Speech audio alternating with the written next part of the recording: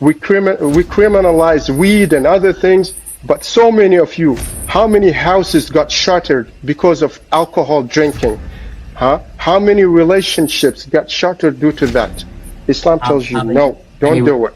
How many relationships are shattered and how many people are hurt when you engage in sexuality with prepubescent girls? Hi, amazing viewers. Welcome back to Religious Insight. On this episode of this debate with Godlogic, a Muslim gets destroyed after he claimed that Islam is the most righteous religion in the world. Let's watch this video to get more amazing details. You guys have proved that you're not mature enough to have this discussion. How you doing, Haji? Hey, I'm happy to be here again. Yes, sir. Yes, sir. Is there something that you might have wanted to touch on, or? Yes, when you say Islam is false, like I believe Islam is the most righteous religion out there. Righteous? Islam teach you how to live righteously. Islam is the most scientific book you could ever see on the face of the earth. Okay.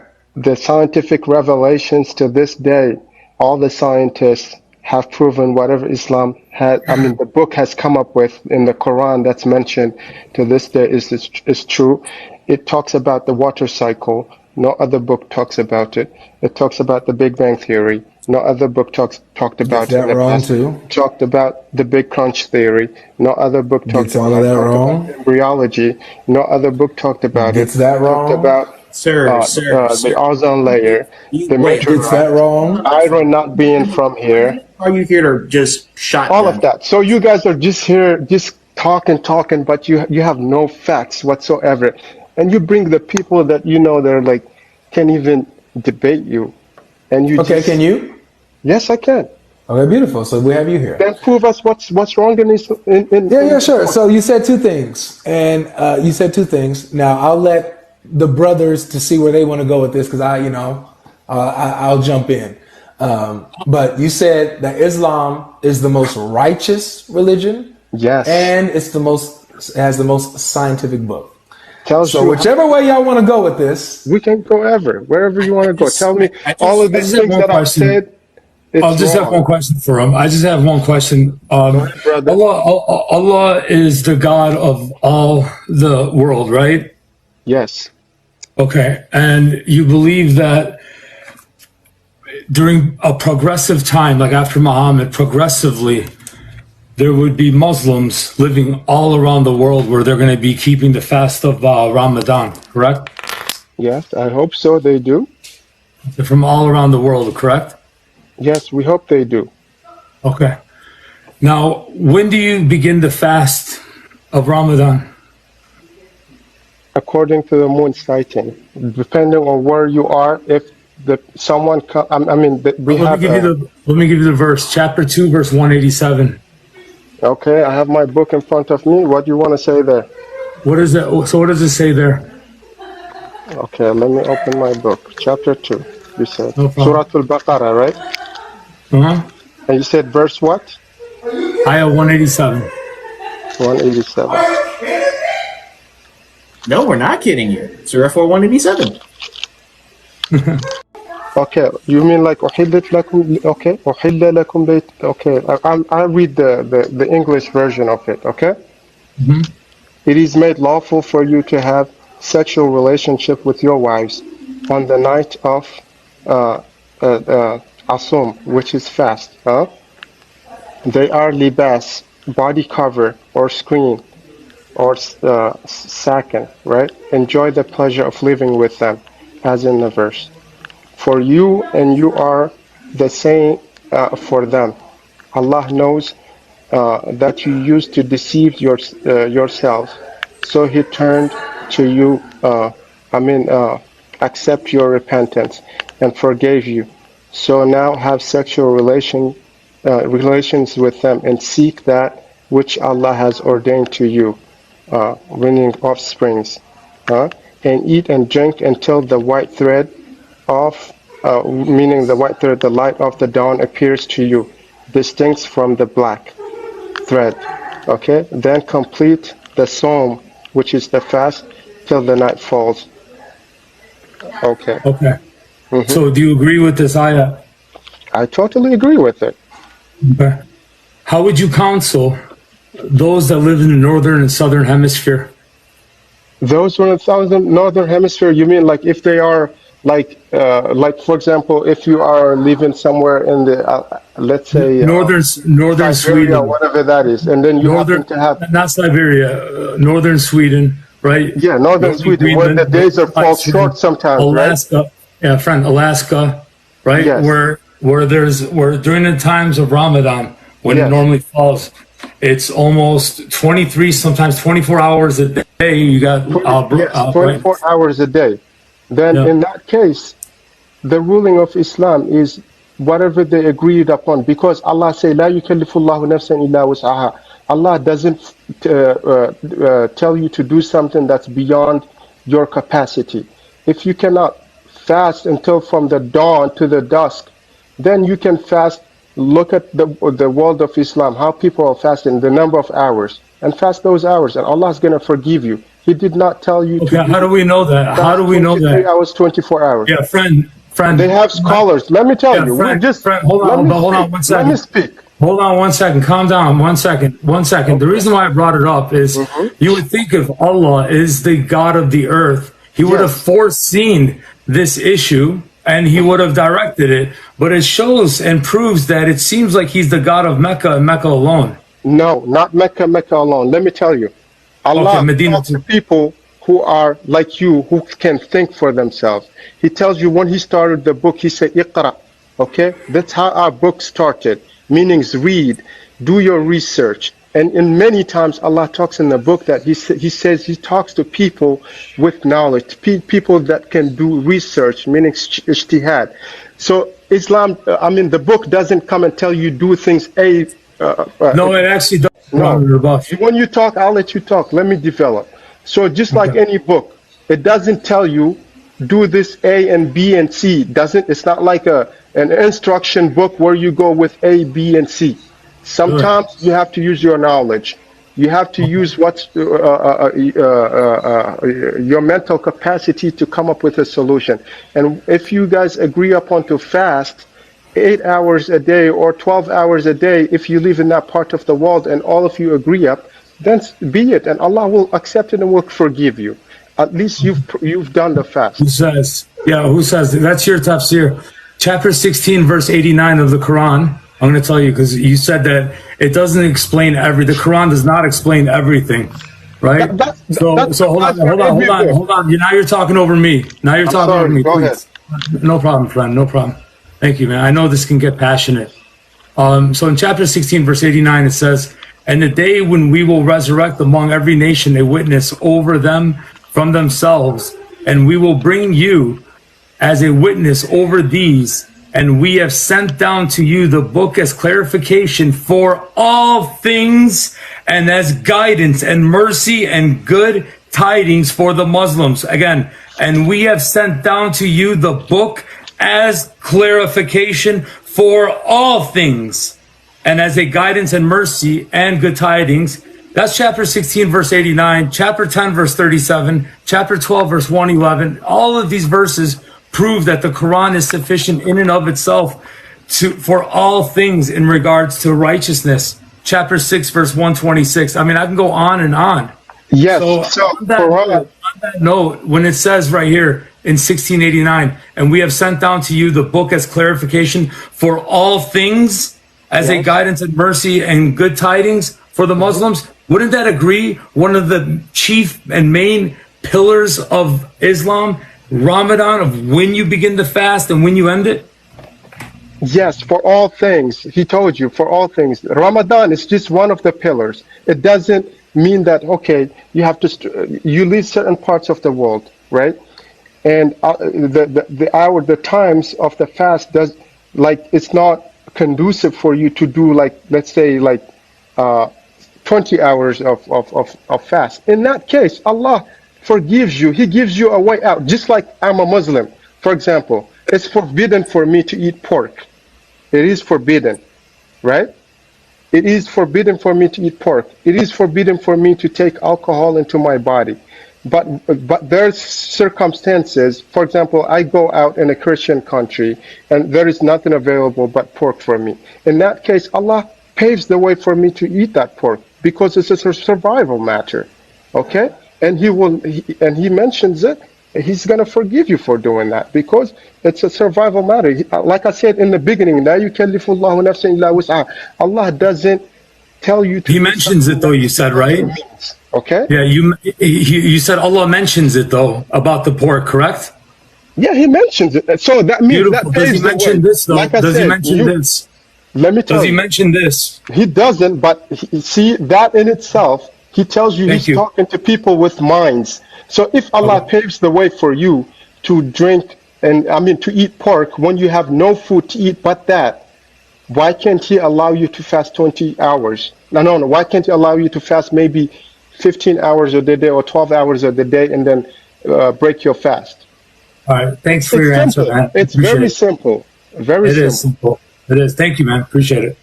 No, don't dodge the question. Keep coming. I have so many answers. No, for I'm you. good. Maybe my brother, doctor, or somebody else wants to say something. I'm good, bro. That's all. I just had that question.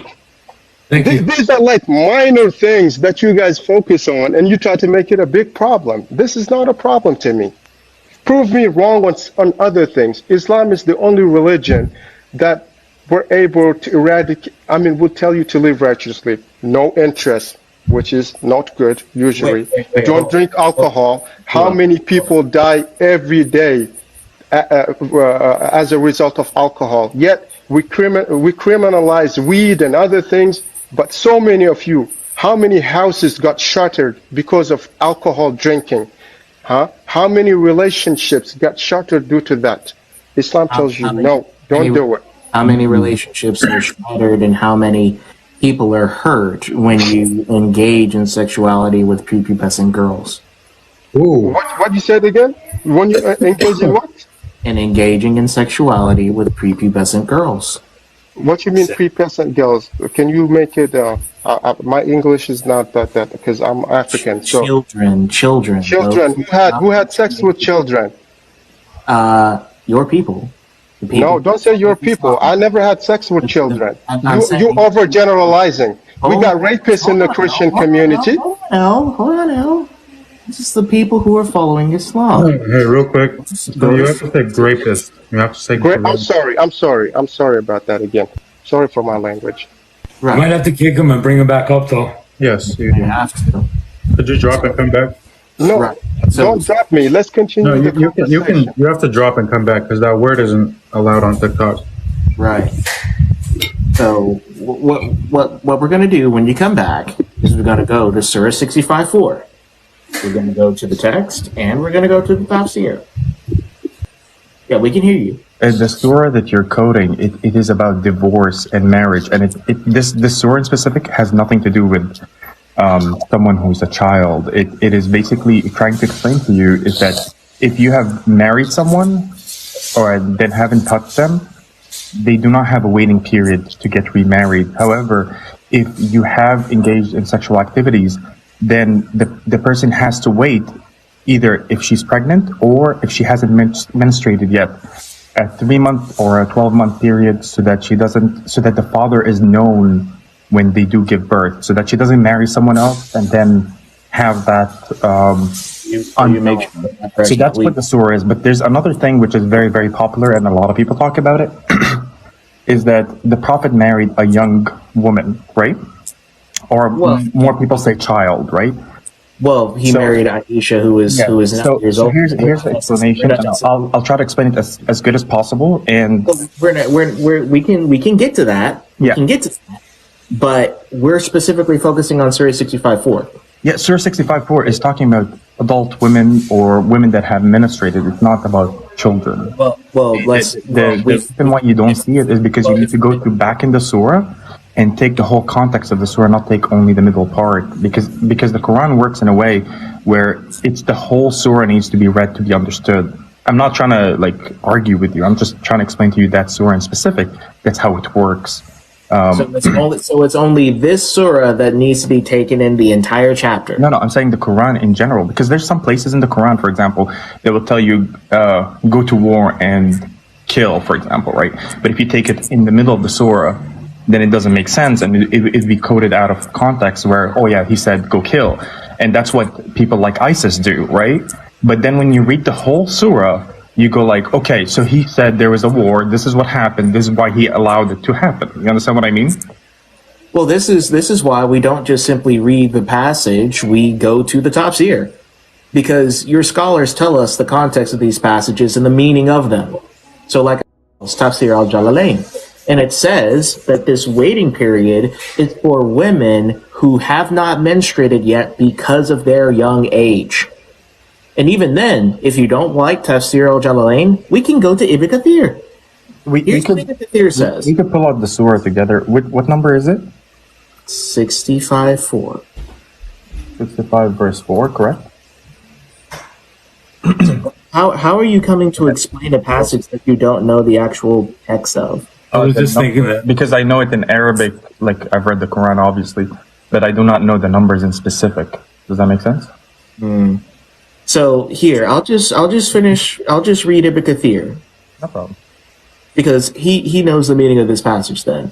Well, if you really want to stick to one person telling you that, sure, but we can go through that. Go ahead. I mean, this is the second one that I've read. We could go through all the tafsir. Because like I speak Arabic and I can read it to you from Arabic to English, and there's a word that's very, very like prominent in that. It says nisa. Nisa means woman. It does not mean children. Nisa simply means female. It can refer to anyone of the female sex in any age. This is why the text clarifies who it is. No, I'm telling you as an Arab. Nisa means... With all due respect, Lapite, we've gone through this before. We've seen people try to go to the Magic Arabic and say, well, Nisa just simply means woman. It doesn't. It means female. And we've done this over and over and over again. So let's simply read what your scholars said. Because they not only knew the actual context, they knew the Arabic, and they know what it means. So let's read. Can I show you something? Is that okay with you? Can I show you something so you can see what I'm talking about? How about I show you what I'm talking about here? Well, yes, I'm showing you like... Looking at it here. Know them, right? So here, first preliminary question, why are you so afraid for us going to Ibn Kathir? I do not know who is Ibn Kathir, but we could go through it. You don't know who Ibn Kathir is? No, I actually do not know. Well, how do you know Islam? I follow my Quran for the most part, and then You're only Muslim? No, so I follow the Quran, and if there's some things that are in doubt, that is when I go to tafsirs of the Prophet's sayings to make myself more aware, if that makes sense. For example, like the person you were talking to the person before, saying, sorry, it wasn't you, it was your friend, saying that the Quran explains everything to detail. That is not true. No, the Quran doesn't tell us exactly how to pray. That comes from the Prophet. So we follow that and how we pray from the Prophet, right? So there's certain things that you have to look at the Quran, certain things you have to see for further detail from the Prophet. Do you know who Ibn Taymiyyah is? I'm probably one of the people that wrote, what do you call it, translated the Quran to English or something, or made the meanings of the Quran more visible for people, I guess. No, he's a commentator. So, Okay. so here he's one of the most respected scholars in Islam. So this is what Ibn Kathir says, because he collects even the commentaries from Ibn Abbas. Okay. So here, listen to what Ibn Kathir says. This is his commentary. Allah the Exalted clarifies the waiting period of the women in menopause. And this is the one whose menstruation has stopped due to her older age. Her iddah is 3 months instead of 3 monthly cycles for those who menstruate, which is based upon the ayat in Surah Al-Baqarah, see Surah 2:28, as we read earlier. The same for the young who have not reached the years of menstruation.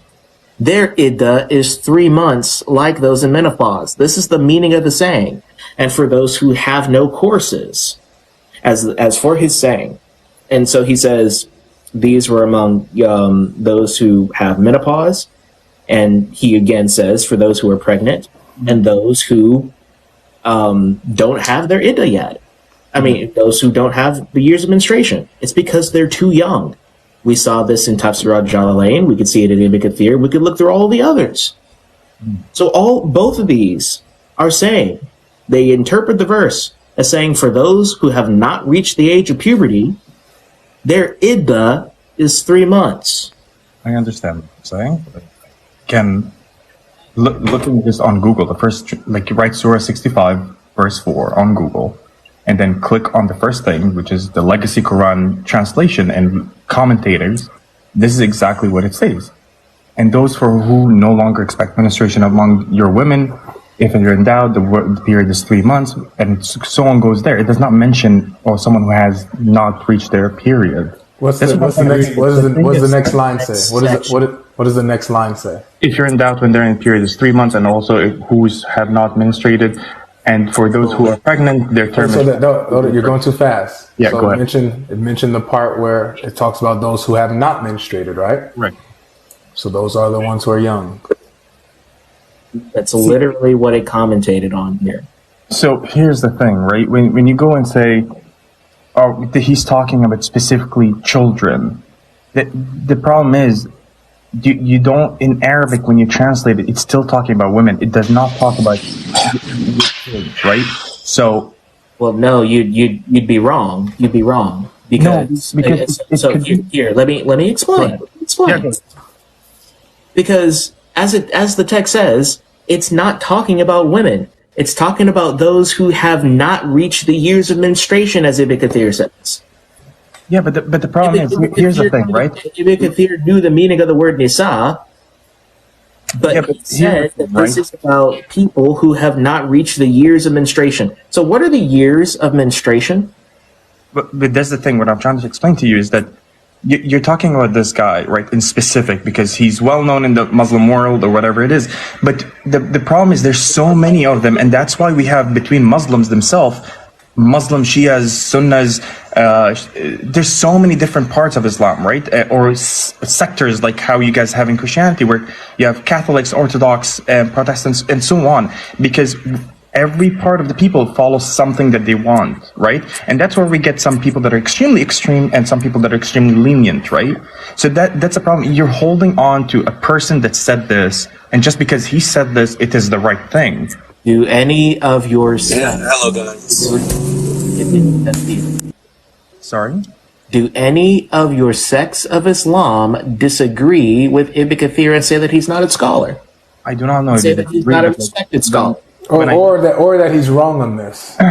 Right. Yeah, I would imagine there's people that do disagree and people that do agree, but the problem is, again, I take the Quran as word to word. Like, one thing, let's try to, like, because, man, arguing on who's authoritative, yada yada yada, gets us nowhere.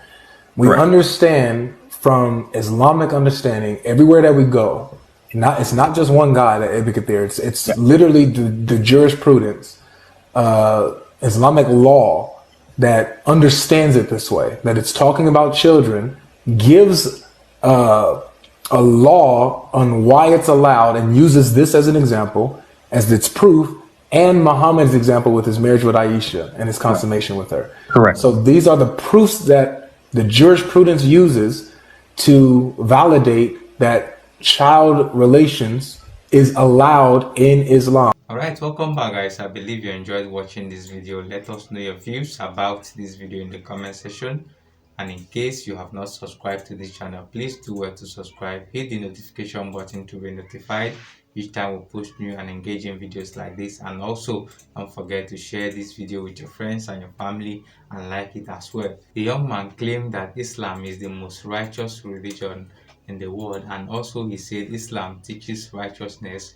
more than any religion in the world. Maybe we are yet to see the Islam he is talking about, because if it is this Islam, then he is not being honest with himself and with us. We have seen the fruit of Islam being displayed in our daily lives, in our daily encounters with so many Muslims. So if he is saying that his religion is righteous based on his own belief, then it is okay. But if it is based on the teaching of Muhammad, then he doesn't know Islam as much as he ought to know. The outrageous one was the one he said the Quran is the most scientific book on the surface of the earth. The truth is that the Quran can be a scientific book and yet Islam can still be false. Science and spirituality are two different things. Saying the Quran is the most scientific book doesn't make it the most spiritual book. Going by his logic, if the scientific proofs of the Quran is the only thing that makes Islam true, it is also mean that scientific contradiction of the Quran means that Islam is also false. And then talking about the righteousness of Islam is like mocking Muhammad, because the whole moral issue of Muhammad is enough reason to believe that Islam is no way near the word righteous. Guys, thank you for watching this video. Let us know your views about this video in the comment section, and also don't forget to share this video with your friends and your family. Thank you for watching. We'll see you in our next video.